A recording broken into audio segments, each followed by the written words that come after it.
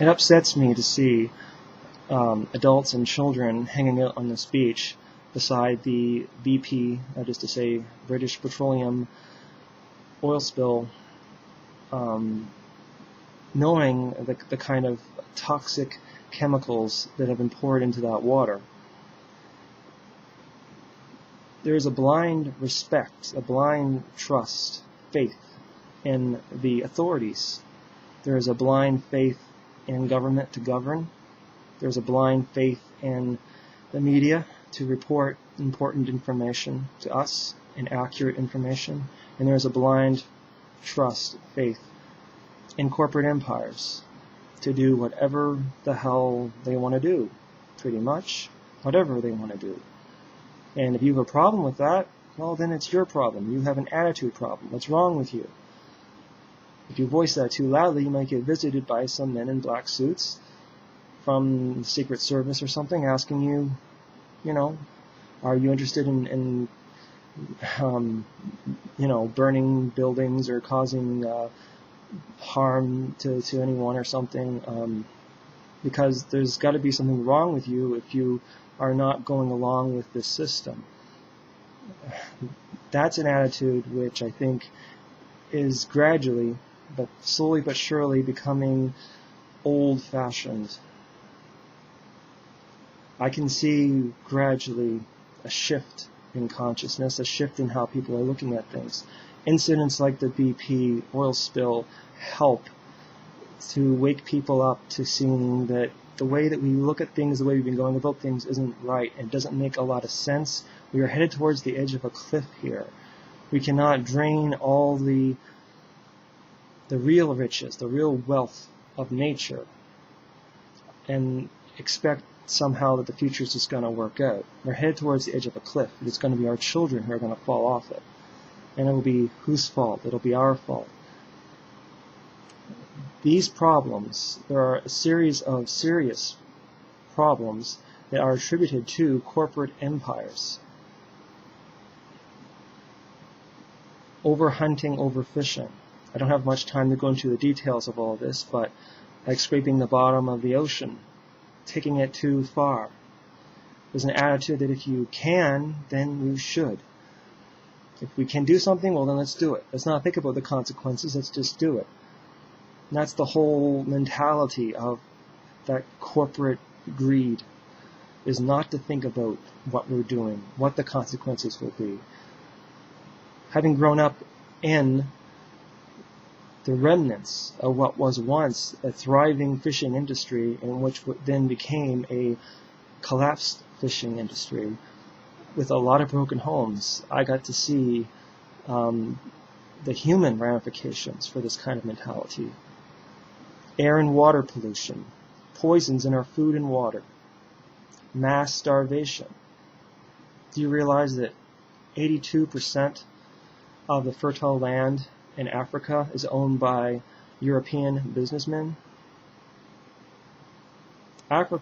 Many Africans are poor, many of them are starving to death, and they are living in the richest continent in the world. The only reason for that is money. Government handouts and us sending money to them does not solve the problem. To solve the problem, they need their land back. It's a business thing that's going on here. It's not like Africans can't look after themselves, they don't know how to farm, and they're just a bunch of idiots. That's not what it is. That's not what it is. They're being denied their own land. Business only cares about money, the bottom line. There's a lot of money in war. A lot of money in war. Eisenhower in his farewell speech to the nation. Warn the American public, beware of the military-industrial complex. Insurance companies, enough said. Disease, a lack of proper treatment, in other words, drugs instead of remedies. We've had natural remedies going back thousands of years to take care of problems. We learned from the animals, because the animals instinctively knew how to find the natural remedies. We would observe the animals, and that's where we got the natural remedies. Many of the problems we have today, diseases and whatnot, that demand all these new and more advanced drugs and treatments, are caused from our messing with the natural way of things. pharmaceutical companies. All these farms and all this crap is put into the cows and gets into the milk that we consume. All kinds of defects, health defects, come about because of the lack of respect that we have to nature. People really should read Mary Shelley's Frankenstein, but it's not human nature to stop and think, right? Especially when it comes to business. It's all about progress. We have a strict education system. It's designed to break down and mold our children into workers and consumers, mindless, obedient workers and consumers, instead of empowering them instead. Waste, a lack of recycling, although this is gradually improving. Mainstream media propaganda, disinformation, and media blackouts, such as the war in Iraq. Watch a documentary called Control Room. You'll have a very different perspective on the events that unfolded during that war. The H1N1 virus exaggerations, for example. It was never a pandemic. Commercial manipulation, especially of children, to think in a certain way, to think as the consumer. Government corruption, which would exist anywhere. But certainly we know that many of our government workers, officials, are working more for the corporate interest than for us. Because what we pay them, they're automatically guaranteed to get, as long as they hold their positions.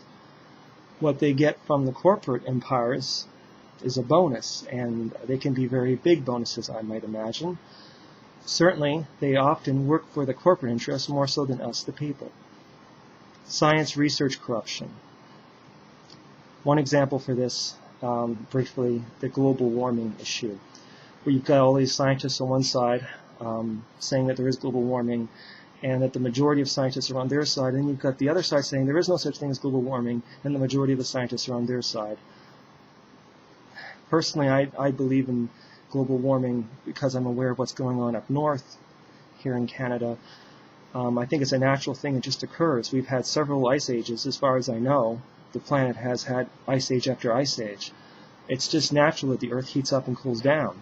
We're probably headed towards another period where the world will be like one giant jungle again, like during the time of the dinosaurs, which is unfortunate for people like me who don't like the heat, but, well, so be it. But the whole argument is really over corporate interests. It's in the interest of some corporate powers to do something with global warming. That might allow them to build certain energy-efficient power generators or whatnot that they can build and sell, whereas others will be harmful for their industries, and so they say there's no such thing. Issues I have as well include weather modification, which is a fact, and check out the links in the video information below. This has been admitted now. China's planning for its summer without rain. There's a process of this called cloud seeding. GMOs, which is genetically modified organisms, genetically modified food, which can cause cancer and all kinds of problems we don't yet know of. I used to love eating watermelon in the summertime, but now I really don't. Because all the seedless watermelon that we have, you can't get the regular kind here right now that I know of. And the seedless watermelon doesn't taste the same. It doesn't taste as good. So not only is it genetically modified, and it can be very harmful to your health, it doesn't even taste as good. Let's see here. Yes, they have the right to patent biological organisms now. And they're also trying to get human genes patented, believe it or not. So I'm going to be doing more videos on corporate empires in the future. It's not going to be a series. It's going to be a video here and a video there. But I'm going to be doing quite a few because it's very clear to me at this point what the pressing concern for our planet is. It is corporate greed, and thus it is the corporate empires. Peace.